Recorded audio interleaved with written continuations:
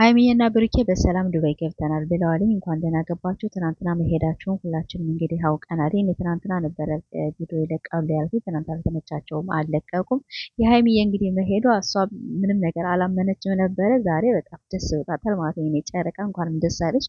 ብሩኬም በቃሉ መሰረት እንግዲህ ዱባይ ወስዶ እያዝናናት ይገኛል። እንግዲህ በሰላም እንደገባችሁ ደግሞ በሰላም ወደ ሀገራችሁ ያብቃችሁ እንላለን። የሀይሚዬ ቤተሰቦች እንግዲህ እንኳን ደስ አላችሁ ብለናል ለሀይሚዬ።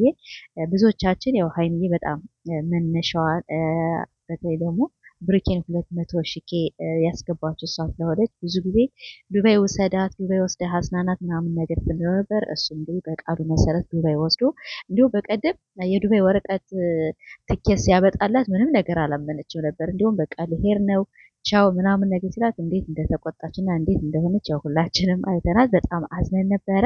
ለማንኛውም ያው በጣም ደስ ይላለኝ። ዛሬ እንግዲህ ያበደ ቪዲዮ በዱባይ ከተማ ዱባዮች እንኳን ደስ አላቸው። ሀይሚዬና ብሩኬ መጡላችኋል እና ዱባዮች ያው በጣም ደስ ብሏቸዋል። እንግዲህ ከዚያ ያሉ አንዳንድ እህቶች ያው ሀይሚዬና ብሩኬን ያገኟቸዋል ብለን ተስፋ እናደርጋለን። በእያንዳንዱ ወዳጆቻቸው እንግዲህ ፎቶም እየተነሱ ቪዲዮም እየሰሩ እንደሚለቁ ተስፋ አደርጋለሁ። እና እኛን ልታስቀኑን አይደለም? የጨርቃ ፋሚሊዎች እስቲ ምን ተሰማችሁ? ሀይሚዬና ብሩኬ ዱባይ በመሄዳቸው። እኔ ብሩኬ ብቻ ነበር መሄድ የመሰለኝ።